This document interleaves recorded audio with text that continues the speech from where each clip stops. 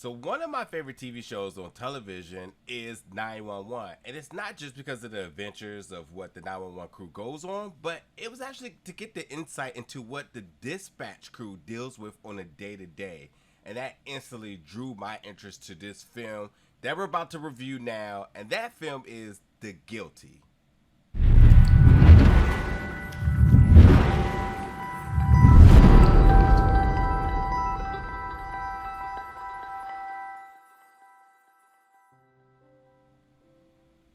What's going on, everybody, and welcome back to the channel today for another review. Today we're going to be reviewing the film The Guilty, which premiered this year at Toronto International Film Festival, TIFF 2021, and will be releasing on Netflix October 1st.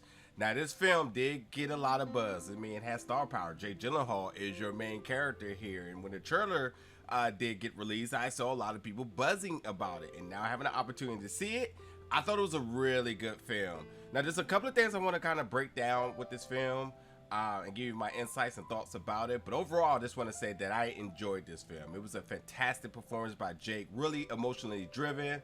And, I mean, he gave a lot. I haven't seen this side of Jake in a while, and he gave a lot. But first thing is that this film was shot during the pandemic.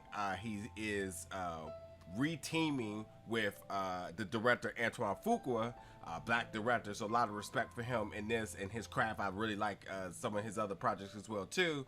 So the cast is small. The location is only one to maybe two sets, I think.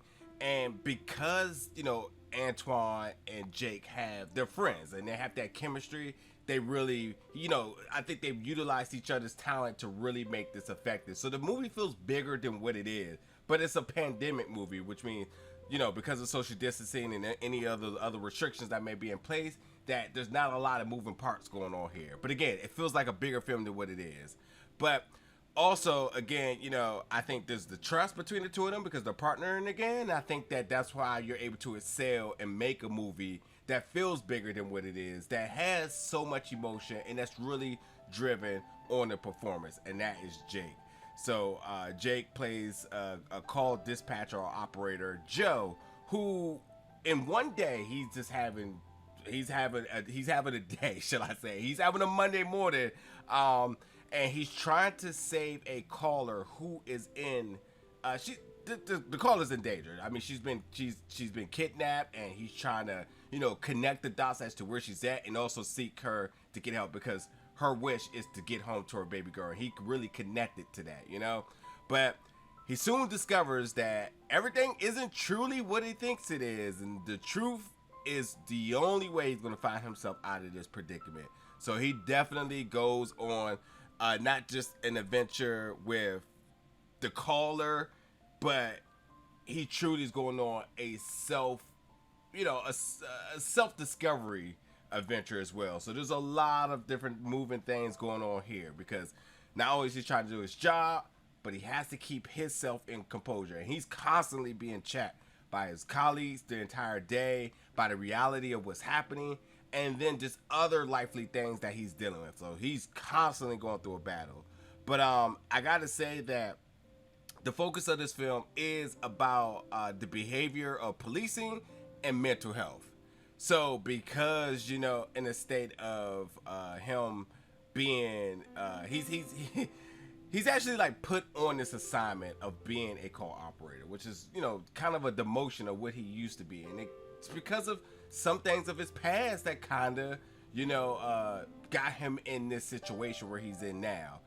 And then because of that situation too, is also exploring the different, you know, mental health issues that he's also going through. So like, this character is super complex, and you have to have a character like this in order to make the movie worth watching. You have to have a character that is constantly having his gears turning, and that you as the viewer, you're kind of, you know, dealing with a Rubik's Cube, trying to understand exactly the mental state of this character. And it is challenging because you're, one minute you want to blame him, one minute you sympathize with him, one minute you think he's out of his mind, and that's when you're like, he's spot on, he's just compassionate about his job, and there's just so much going on.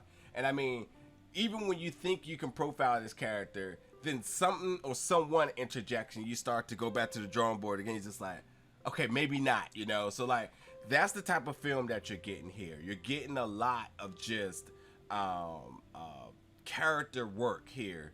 And it really is coming down to the mental and the psychology of this character that creates just the added level of, you know, thriller, and all sorts of different things. So it's the thriller and the drama aspect to kind of be really focused here. So, but I thought it was a fantastic film. I enjoyed this. I really do have a lot of love for the pandemic films, because I think that it just shows how people had to get creative during this time.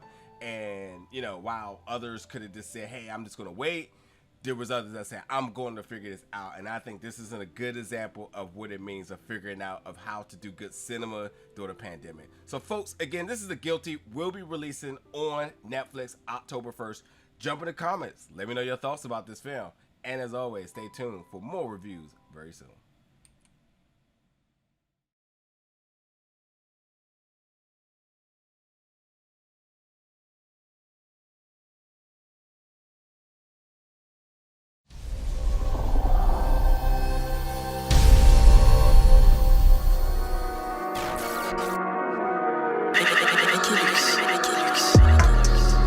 Big old bell.